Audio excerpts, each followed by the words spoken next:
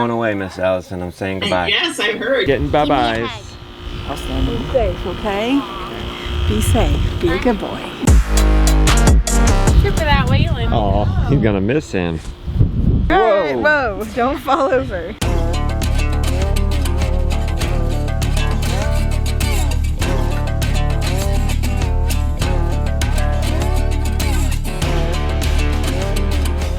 We're here. Jonah did good. Hi, boys. Is that your truck? This is mine. Set up our 10 by 20 here. All right, that's good. Okay, so it's rapid away setup. Maybe that'll warm us up. This is a tent that will not collapse. We went camping last time. Probably got all these little 10 by 10s collapse. This is the only table we brought, Papa. We can eat on the picnic table.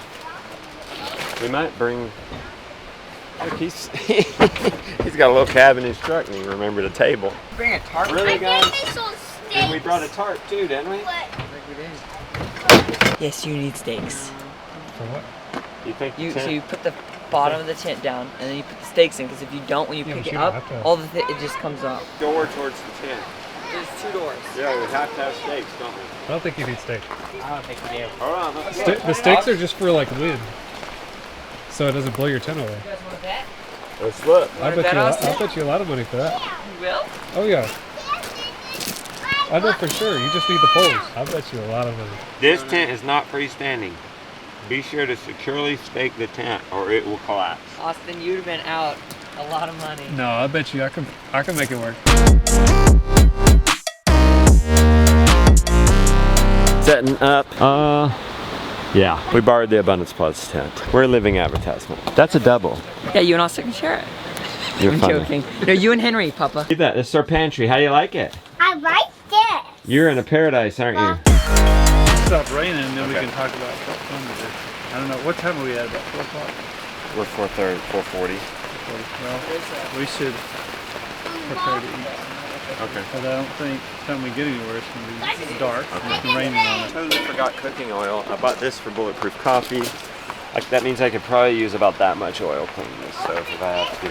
I don't want to use my precious A2A2 raw butter to clean a rusty stove. Burn it up cooking show. Jonah, could you tidy up the front of the truck? A wise young man once taught me to clean up as you go.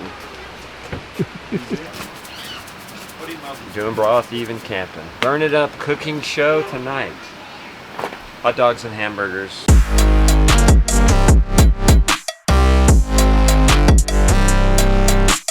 How's the first meal camping? Good. Henry's set up nice. Is that good? Are you still happy we went camping? Nobody say MON after dark. Nothing like cooking outdoors after working hard to set up a tent site. Jonah wanted to go to the rec room. The word is there's a ping pong table. Well, the guys are gonna go play ping pong, and Henry has caught wind of the playground. That's a big slide, you sure? I'll be down here to catch you. I'm here. Yeah, but then I won't be down here to catch you and stop you from going into this puddle. It's gonna make me climb this thing. Another. You wanna go? I'll get down there and catch you. Woo! It's very slow. Hey, you gonna do it again? Woo! Fun, you don't wanna go play ping pong? Wasn't much to that playground. Now it looks like we're able to go join them at ping pong. I have to hit your table and then his table. If he misses your table, You get a point? you let it go and it's his point. 10, you got 10, 10-5. Game point. All right. How's it feel to get whooped by your old man? It's normal. The most important thing is get good stuff to start with and set all your wood up before you begin. So you want to start with something that's really easy to catch a flame. Okay, well on a wet day it's really hard. If you're out in the woods you can get cattail. You know what a cattail is? They grow in swamps. They have a long cone kind of thing, kind of around like a hot dog looking thing. In a bind you can take your pocket knife and run it on your clothes. scrape a bunch of stuff in there, and you try to throw the spark. Really just act like you're trying to throw it right at it. Throw a spark and hit that little pile of stuff. You're real good. Yeah, keep going. Ooh, it does blind it. Oh man, if it gets, you got a little flame. Here, put sticks on, put the little ones on. You ready? Careful, put the little bitty ones on. There you go. Keep it going, keep going. Yeah, keep going. We gotta keep it going. Keep going. It isn't out yet. It isn't out. You might make it. Okay, you did make it. Hey, oh. Well done. Yeah. Put them on it. Let them go. There you go. You're a team. Keep going. It'll go. Keep going. There you go. Keep putting on. You got to get that thing to. That's good, boy. I believe you. Okay. I believe you got a fire starter here. Let's look at our fire starter. Give him the salute. Hoorah! Hoorah! Come on together. 1, 2, ready. Hoorah! Hoorah!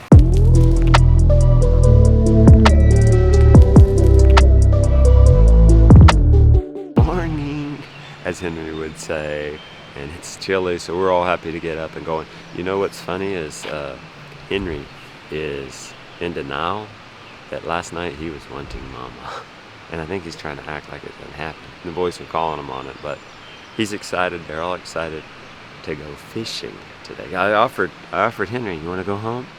No, I want to go fishing.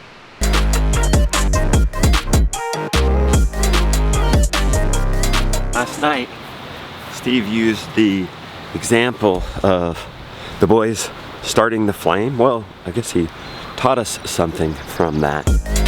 He said, you notice how that little spark, just the littlest tiny spark, can turn into a big flame. The biggest flame.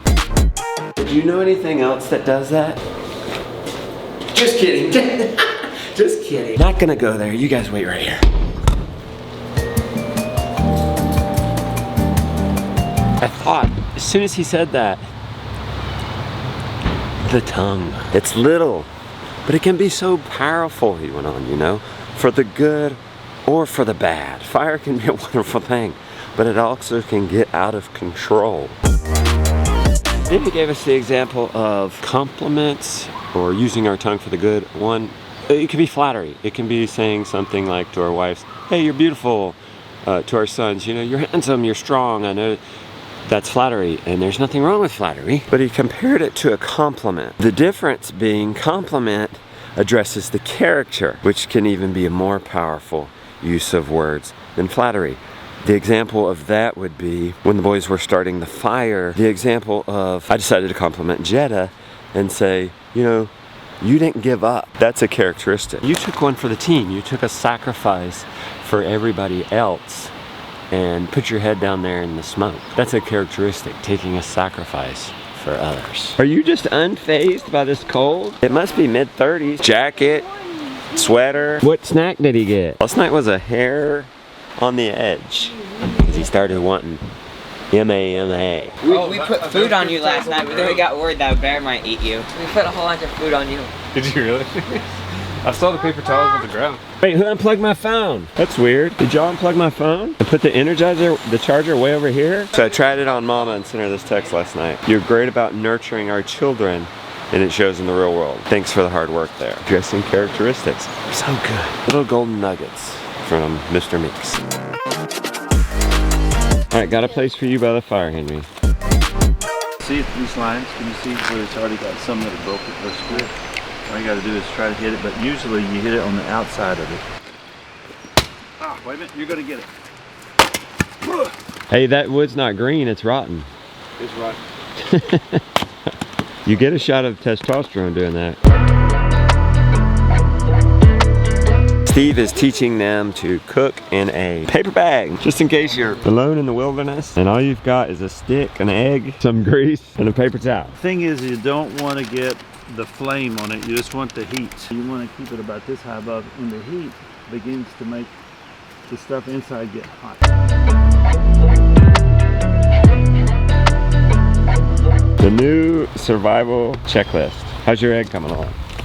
Oh, it's coming, Jonas. It's actually working. This is more like I forgot the skillet at home. The first rule of manhood is a man is a giver, a boy is a taker. Boys are about me, I. All about me. He could be 50 years old and he's all about me as a boy. Yeah. He can be 12 and he's thinking about other people. Yep. He's the giver. Hey Steve, I think it's done. Ah, that's good. I got to talking to somebody about eating. If you like the char, are you looking for some charcoal? I think there's one spot. I need to put a little more right there. How was it? Good. Ate it all. Does it just say? It's fine. 14. Tastes good. There's very little of it. Yeah. It's hard to get out of the bag. We're just talking about stud muffin. I guess we should talk about around the fire and the campfire in the morning. He said you got to make him a, what did you say? Like an icon, image, or whatever. Have you already done it? How about this? You did it already. Yes, he's cool. He's got it. Now you can be a stud muffin. You can be a stud muffin. Hey, I feel you better. Are. He's with 5 kids. My dad is a missional person. He enjoys just seeing people thrive. He enjoys watching. He enjoys figuring out what makes people tick, and knowing how to foster that and help them to grow. Here's what moves from boy to man. Okay. Get him a toy out of his hand. Self-control. A boy is kind of like, yo, whatever I want to do, I do, and I don't even think about it, and I'm just bouncing off the walls, and that's okay. That's a boy. You're made for that. You're wired to just be. This is not sit still, hold your hands, be quiet. That's kind of like torture, right? But when you move into being a man, you learn to control those energies that you have and those thoughts, and you do them at the right time and the right ways. That's self-control. Gatlinburg. I don't think the kids have ever seen this, have they? Man, this is like, how do you describe this? A roller coaster. There's a Ripley's Believe It or Not here. There's crafts, there's t-shirts. We just saw the Trump store. There's the Pancake House. Hillbilly Golf. I think Rebecca and I have successfully avoided Gatlinburg with you kids so far. How would you describe Gatlinburg, Austin? I mean, it's just another way. It's just another touristy. A new era of hillbilly. It's definitely touristy. It's like the town has been built for tourists. Everything is just so touristy. There's no, you can't enjoy it. Touristy is a good way to put it. The redeeming quality for Gatlinburg is that Smoky National Park is literally on the edge of it. Gatlinburg is like the Myrtle Beach of the mountains. Right here, and there's 2 places that you guys who are 12 and under can fish. This park, Hold Ark. The rest of us, anybody can fish in these other places. So he marked them all along this road in here and then up. Show them how to reel it in. Reel it in. Bug's just not going to continuously just swim up through the water. You want to, maybe it's bouncing around a little bit. You know what I'm saying? Just a little bit. Maybe the bug's freaking out. Oh my gosh. This is the kids' only fishing spot. This must be the right where they release the trout into the waters. I just saw a guy with 6 fish. He and his son. We're not 50 feet from where he was. Even the preparation of fishing, getting ready, getting all the bait ready, getting the line ready, getting all our snacks together and all that. I enjoy the simplicity of it. Just also learn to be patient with something. That taught me a lot because I had to sit there, just these guys here, just sit there and just cast out and waiting until it was like, why isn't something happening?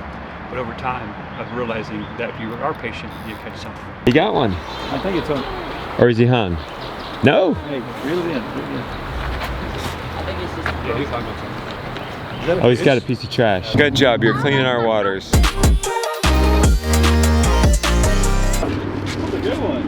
That's a great one. What color? Oh, Hey, Hudson, hold him. You gotta hold him like this. Right here. You hold him with both hands. Oh, you gotta hold him with 2 hands. Oh, with 2 hands. Oh, okay. Let's support Gideon. Now that we see it's possible, get him the tool he needs, which is a bigger rod. You think this is the trick right here? Well, it's something different, so nobody else is using it. All right, you have to let him reel it in. What's up with pink? Sometimes they want something bright. Yeah. How many guys does it take to fish? Gideon's the only one allowed to fish in this area. It's a kids only. He's found the playground. He's lost patience for fishing. Bye-bye playground, going back to fishing. The big boys want to fish too, so they've gone upstream where they're allowed to. Wish them all the luck. It'd be really neat to have some trout tonight. We went down first then we didn't catch anything, so we just had to come back and go up.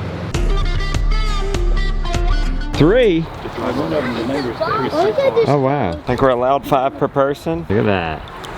Oh. Boys have come back about 45 minutes later, unsuccessful. You know what is successful? Your patience, Gideon. Man, I hope you get one. Not really anything out here. We've been fishing for a while and it's not really paying off.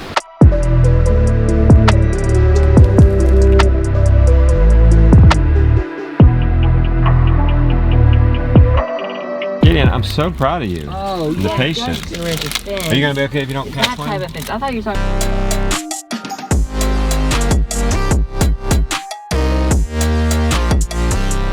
Another fishing spot. Hopefully you can have more good luck here. Or hope you have some good luck here. We tried a few other places with the adults down near Gatlinburg, and we struck out. It's got a little harder to catch them in the daytime. So now we're back and we're about to get our fish cleaned to prepare a meal for tonight. All right, boys, let's clean out the truck and start prepping everything for dinner. Just got back from fishing all afternoon. Unfortunately, this crew didn't catch any. The Meeks crew did, so hopefully they're gonna share some fish with us tonight. But if not, we got plenty of stud muffin. Just take his head off, and you come down the stomach and open him up and pull out all the organs inside. And you can cook him like that. You can cook with his head on, but we just don't. I think this has been a good trip with Mr. Meeks, my mentor, my children's godfather. Just a time to get away and do something different, have an adventure. Sure, one of the main focuses was fishing. We didn't catch any fish, but the Meekses did, and they're sharing it with us. But I think the key things, and I've wrote down a few things in my notebook, are just the little golden nuggets that Steve gives. The difference between a boy and a man is that a man gives and a boy serves. Let's upgrade our flattery to compliments that touch on the character of a person. If they don't pick up on this, I am, and now I spend the other 363 days with them. So at least I'm charged and reminded from Steve, and now I can carry that on to them.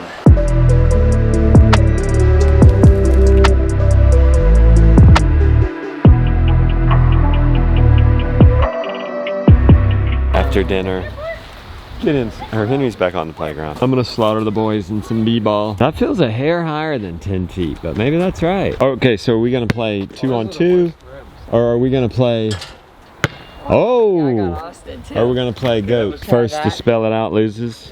Yeah, I've played that before. I said goat, but it's horse, isn't it? Okay. It is horse, but pig. All right. we can do whatever word you want. Go ahead. Okay. You can shoot from anywhere. Mind you, this is these boys' second time playing basketball. Oh. Austin got a layup. Yeah, so he's got a pee, so now you get to start. You can shoot from wherever you want. Papa, I hit my head. And where's your shoe? My elbow.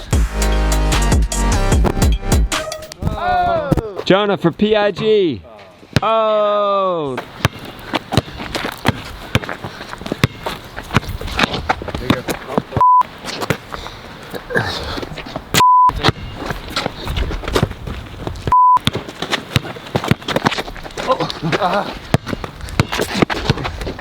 Block him. I can't jump that high. Those are quite the basketball shoes there, bud. Yeah, I know. I don't know which is better, yours or rubber boots. They got us. How's it feel to be a loser together? It's fine.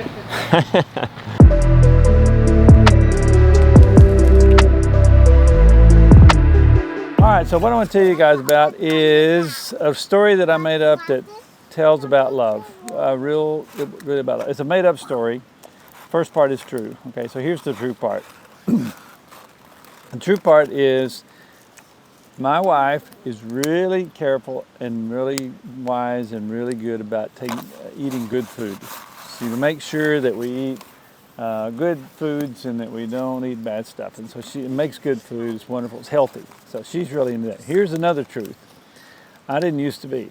I was the sugar maniac. Ice cream was my best friend, and soda was second to it. And if I could put them together, all the better. So I was really a sugar guy too much. So all of that said, yeah, all that said, she has changed me over the years and I'm happy for it. But my story is going to start way back there. I'm also going to start back with 3 kids. I have 5, but I'm going to start back with 3. So Daniel, we're going to say he was 12.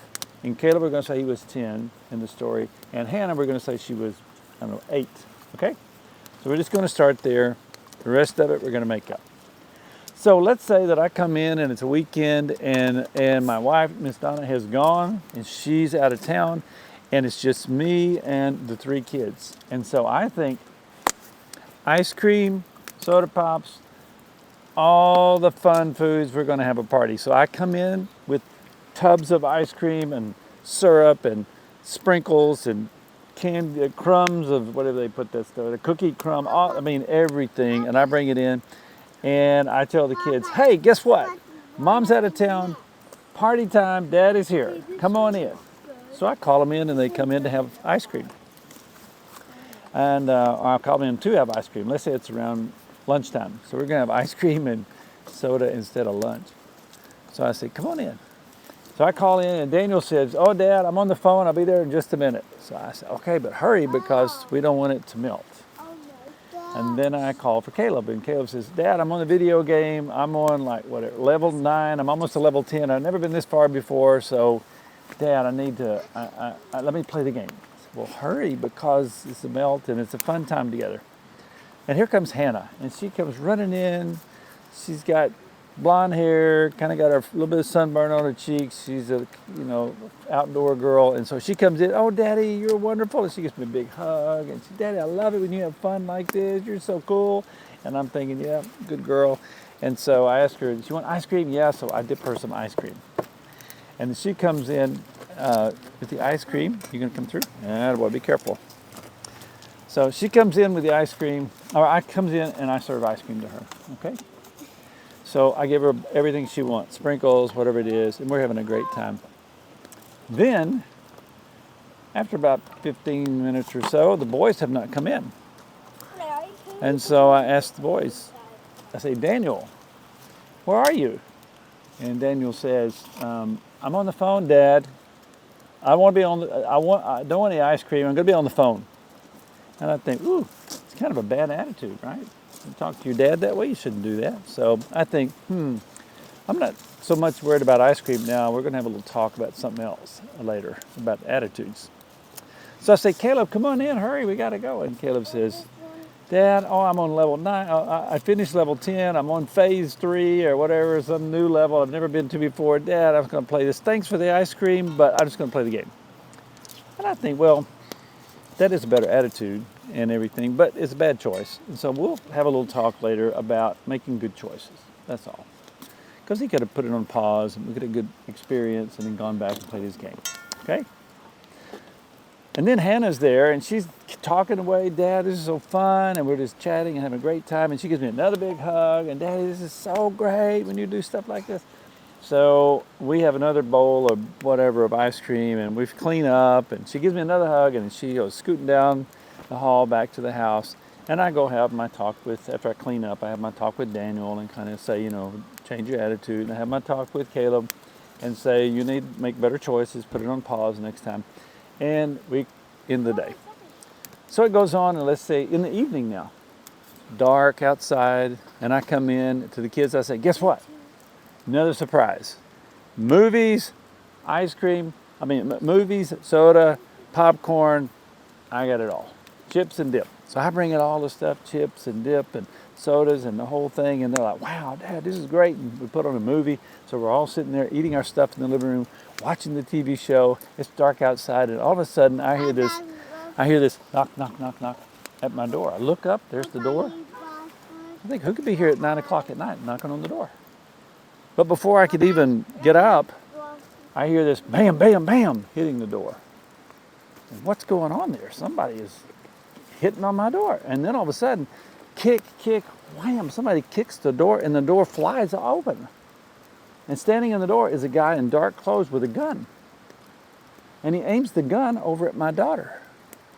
Now, all the dads at this point, I say, think about what would you do if this was your daughter and some stranger is at the door with a gun and he points the gun at your daughter? What would you do?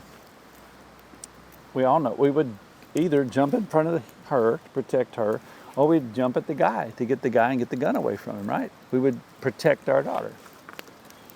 Okay, now let's rewind our story just a little bit. Go back to before the gun and the knocking, and we're sitting there, we're watching TV. Videos going, watch TV, everybody having a good time, drinking sodas, having our chip and dip. Knock, knock, knock. We look at the door. Bam, bam, bam. Kick, the door flies open, guy standing there, dark clothes, with a gun, and he aims it at Daniel. Now Daniel's the one on the phone that was kind of rude to me today. He aims it at Daniel. Well, what am I going to do? I know what I'm going to do. I'm going to say, you know, he was rude today. Can you, like, you know, in the knee or something, kind of a graze, can you just kind of nick him a little bit? And everybody grins like you guys. Everybody laughs. It's like, that. It is laughable. Nobody's going to do that. You're not going to do that to your kid. You're going to jump in front of your kid, or you're going to jump at the bad guy, right? That's what you're going to do. And I tell people, that's the way love is. Real love. It doesn't matter. It's silly to think that because my son was rude that I wouldn't jump and lay my life down to protect him. It's silly. He was rude to me, so kill him. This is how crazy. You wouldn't do that. Love would say, I don't even think about he was rude to me. Do you? It's just like, save it. Because that's where real love comes from. It's just from, I made him. He's mine. And so I love him. The same way, I don't jump fast in front of my daughter because she ate ice cream. That's silly too. Because she did good, because she gave me a hug, well, I'll save her. No, that's not why you do it, because here's the point, guys. Love comes from a different place. Love is not based on you did good, so you get it, or you did bad, so you don't get it.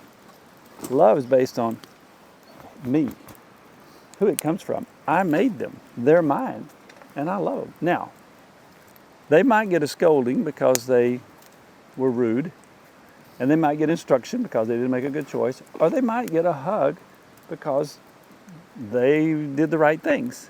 Those are rewards.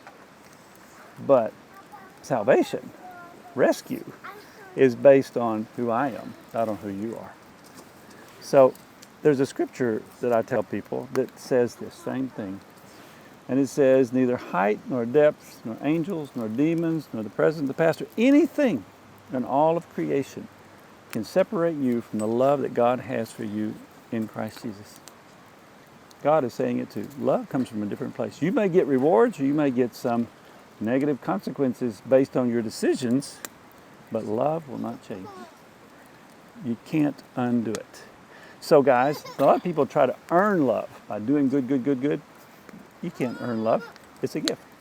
And a lot of people think, well, I'm too bad. I've done too many bad things, so I'm not loved anymore. No, you may get some bad consequences, but it doesn't take away love.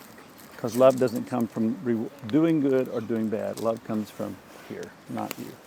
And that's the truth about love, about real love, unconditional love. You two guys, in particular, you guys are really men.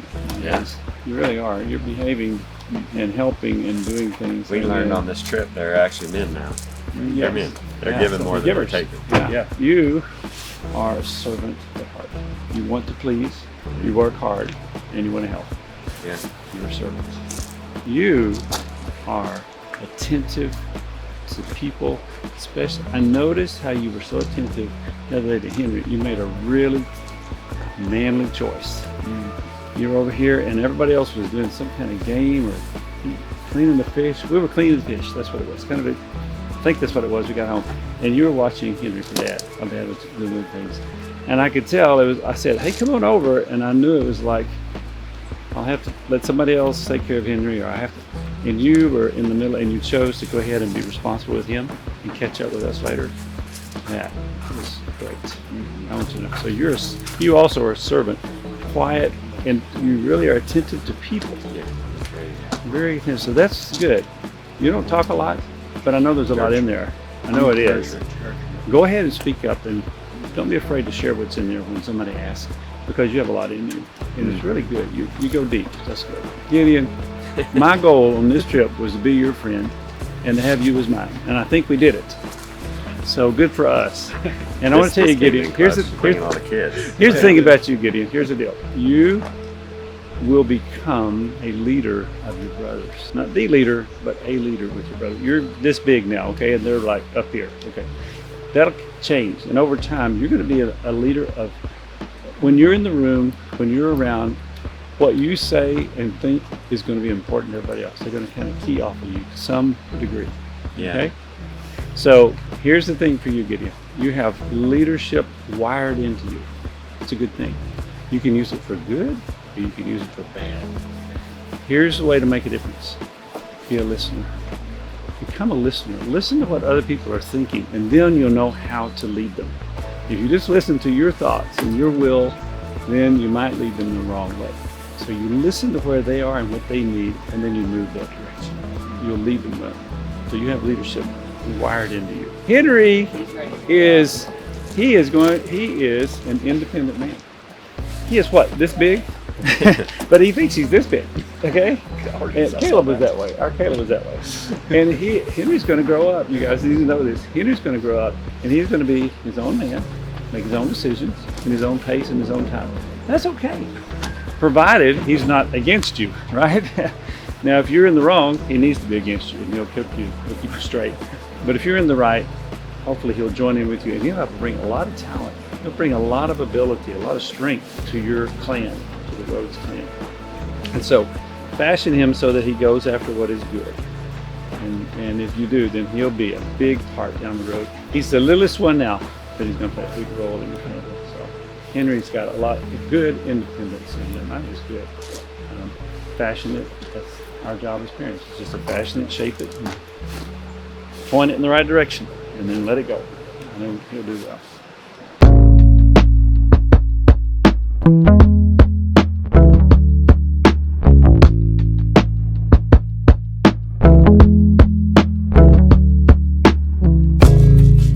Here we are, Henry. We're home.